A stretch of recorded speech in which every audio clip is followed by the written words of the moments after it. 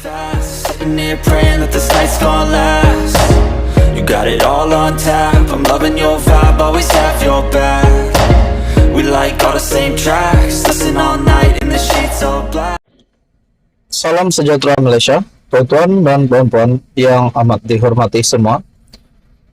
Sebelum ini, kita mendengar nama Menteri Besar Kedah, Muhammad Sanusi, yang disebut ramai berkaitan dengan isu rasuah REE dan berkaitan dengan isu menghasut ataupun kes menghasut. Terkini daripada astroawani.com, menghasut Menteri Besar Kedah mohon pindah kes ke Mahkamah Tinggi Shah Alam Januari 16, 2024.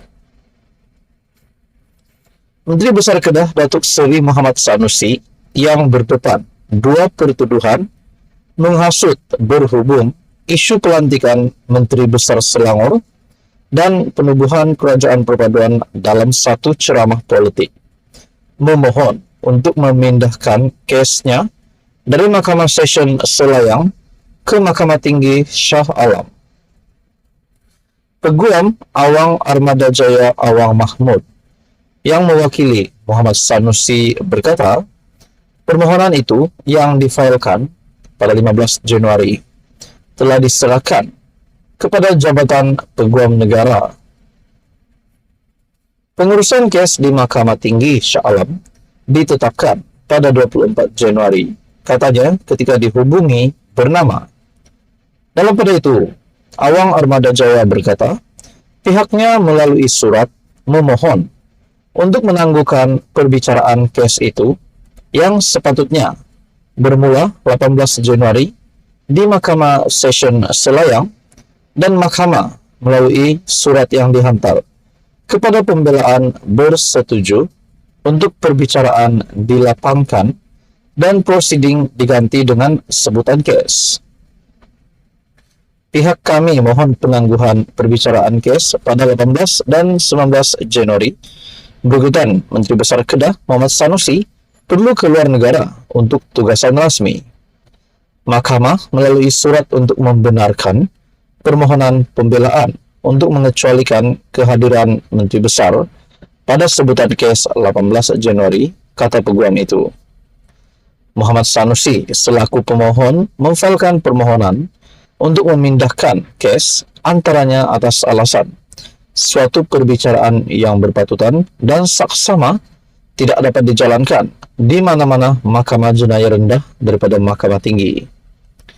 Menerusi notis usul tersebut, Adun Jeneri Kedah itu berkata, sekiranya perbicaraan dijalankan di Mahkamah Tinggi, ia akan memudahkan pihak-pihak merujuk kepada isu undang-undang yang rumit yang akan dikemukakan semasa perbicaraan. Mengikut kedua-dua pertuduhan, Muhammad Sanusi didakwa telah menyebut perkataan menghasut di Simpang 4, Taman Selayang Mutiara, Kampung Bendahara, Gombak, dekat sini pada 11 malam 11 Julai tahun lepas. Kedua-dua pertuduhan mengikut Seksyen 4 dalam kurungan 1 dalam kurungan B Akta Hasutan 1948 yang boleh dihukum mengikut Seksyen 4 dalam kurungan 1 Akta sama yang membawa hukuman denda sehingga RM5.000 atau penjara maksimum 3 tahun atau kedua-duanya jika sabit kesalahan.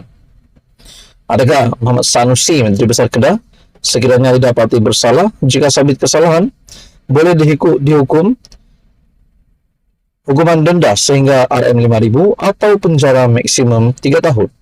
Kita nantikan saja. Sekian saja info kali ini. Teruskan bersama di dalam channel ini untuk info yang seterusnya. Halo semua, salam sejahtera Malaysia. Selamat datang ke channel Fels Lifestyle. Tuan-tuan dan puan yang amat dihormati semua, rasuah. Lagi-lagi kita dengar berkaitan dengan rasuah yang berlaku di Malaysia. Nah, terbaru, terdapat dua kerajaan dahulu yang terlibat dengan salah guna dana berjumlah RM700 juta. Dan tempoh yang dikeluarkan adalah pada tahun 2020 sehingga tahun 2022, di mana pada sepanjang tahun tersebut terdapat dua Perdana Menteri yang memimpin. Pertama, Muhyiddin Yassin dan kedua Ismail Sabri Yaakob. Tidak dapat dibuktikan bahwa kedua-dua bekas Perdana Menteri ini terlibat dengan penyalahgunaan dana Rm700 juta tersebut. Tapi, akhirnya SPRM telah mengeluarkan satu keputusan di media. Seleweng dana, SPRM akan panggil seorang bekas Perdana Menteri. Tidak pasti Muhyiddin Yassin atau Ismail Sabri Yaakob. Tapi yang pasti, SPRM akan memanggil seorang bekas Perdana Menteri.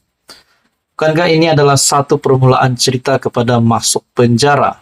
Nah, saudara-saudara, sebelum ini Syahabuddin juga membuat ulasan kehidupan ataupun status Perdana Menteri adalah sangat spesial. Di antara 30 juta rakyat Malaysia, mereka dipilih menjadi Perdana Menteri.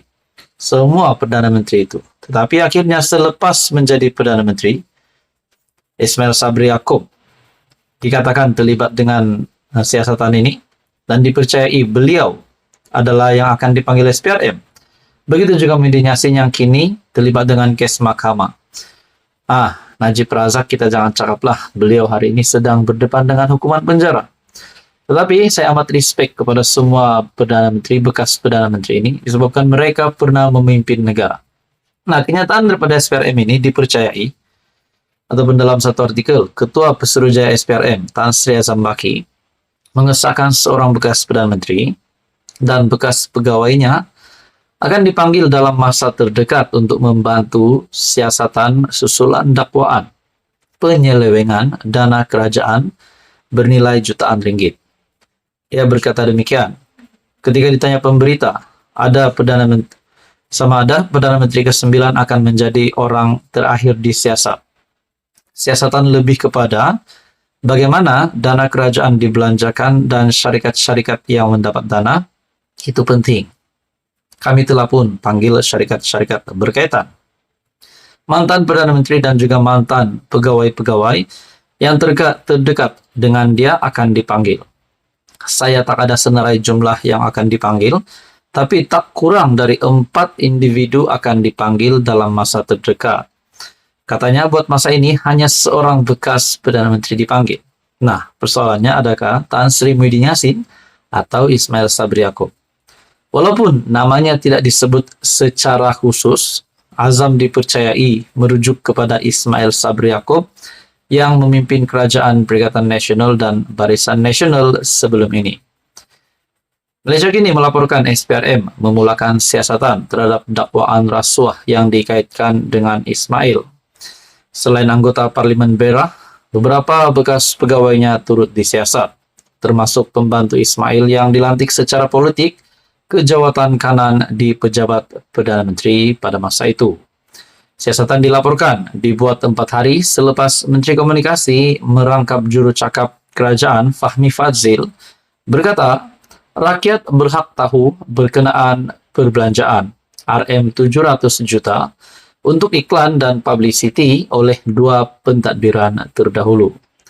Pada November, Perdana Menteri Anwar Ibrahim mendedahkan sebanyak 700 juta dibelanjakan antara 2020 dan 2022 untuk menunjukkan pencapaian kerajaan.